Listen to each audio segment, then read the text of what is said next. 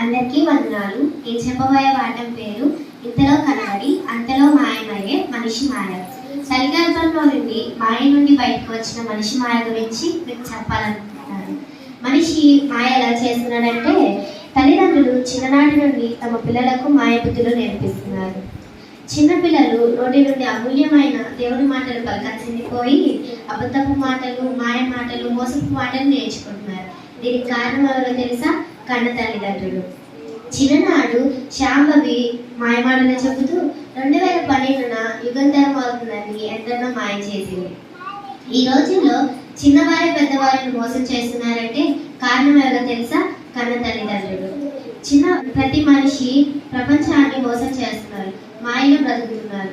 మీకు ఒక యథార్థ సంఘటన చెప్పాలనుకుంటున్నాను. 13 ఏళ్ల వయసుకే తండ్రి అయ్యాడంటే, అమ్మ అని పిలిచే వయసులో అమ్మని చేశాడంటే ఆ తల్లిదండ్రులు ఏ మాయలో పెంచారో ఆలోచించండి. తల్లిదండ్రులు అనుకుంటారు, చిన్నపిల్లలు నా పిల్లలు గల వయసు వారు బయటికి వెళ్తే చనిపోతారు, వాళ్ళని స్కూల్లో జాయిన్ చేద్దామని చేస్తారు. మరి స్కూల్లో లేదా మాయ అంటే ఎందుకు లేదు, ఖచ్చితంగా ఉంది. చిన్న వయసు వాళ్ళ వారే ప్రేమ లేఖలను రాస్తున్నారు. మరి ఇంట్లో చూసే టీవీ నుంచి కూడా మాయ చూస్తున్నారు.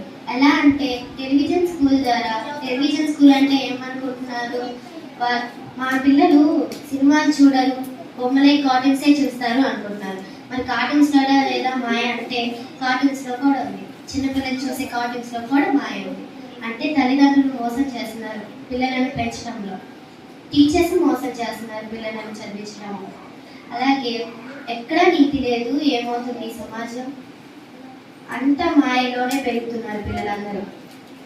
దానికి బైబిల్ ఏం చెప్తుందంటే, ఒక మంచి శిక్షణ బోధన వాళ్ళకి నేర్పమని చెప్తుంది. బైబిల్ తీస్తే ఎఫెసీయులకు రాసిన పత్రిక 6వ అధ్యాయం 4వ వచనం. ఎఫెసీయులకు రాసిన పత్రిక 6వ అధ్యాయం 4వ వచనం. తల్లిదండ్రులారా, పిల్లలకు కోపం రేపకండి, వారిని ప్రభు యొక్క బోధనలోను శిక్షణలోను పెంచండి. ప్రభు యొక్క బోధన అనగా వాక్యంలోను, ప్రభు యొక్క శిక్షణ అనగా పనిలోనూ నేర్పమని తండ్రి చెప్పారు. అంటే బైబిల్ నేర్చుకోమని, వాక్యం నేర్చుకోమని చెప్పారు.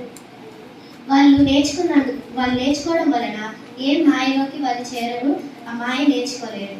కాబట్టి వాళ్ళు ఒక మహనీయులుగా చూడాలనుకుంటే ఈ వాక్య ప్రభు యొక్క బోధను, ప్రభు యొక్క శిక్షణ నేర్చుకోవాలంటే బైబిల్ ఓపెన్ యూనివర్సిటీలో నేర్చుకోవాలి. అక్కడికి నేర్పియాలంటే చేర్పియవచ్చు.